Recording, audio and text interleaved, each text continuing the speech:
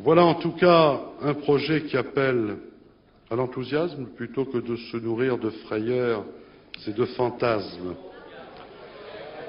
Il est temps de dire que bâtir l'Europe des 12 sur la peur obsessionnelle de la puissance Allemagne est tout de même une bien étrange démarche, proche de la paranoïa.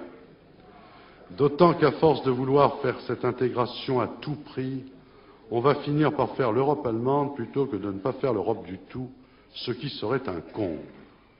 Il ne servira à rien de tenter de ficeler l'Allemagne.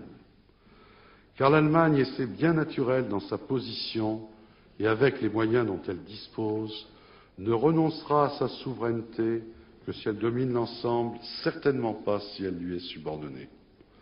Le débat qui se développe en ce moment en Allemagne à propos de Maastricht en fait la démonstration.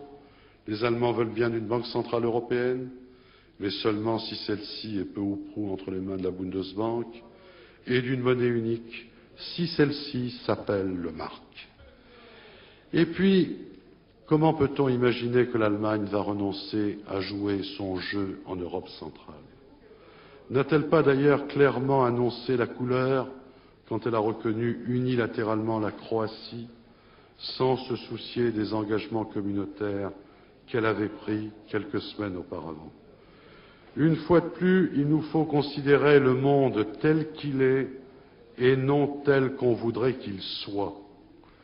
Et dans ce monde-là, ce que la France peut apporter de plus précieux à l'Europe, c'est de trouver en elle-même assez d'énergie et de volonté pour devenir un contrepoids, pour équilibrer les forces en présence, pour peser lourd face à l'Allemagne, sinon pour faire jeu égal avec elle.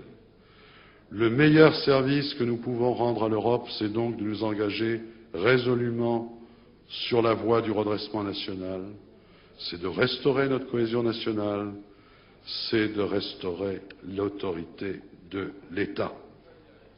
Encore faut-il que nous gardions les mains assez libres pour cela. Pour autant, il ne s'agit pas de rompre l'axe franco-allemand, qui est essentiel, mais au contraire de le consolider en le rééquilibrant, en redevenant un partenaire crédible, un associé influent, un interlocuteur valeureux, un couple franco-allemand où l'Allemagne serait tout et la France plus grand-chose ne serait pas un couple heureux.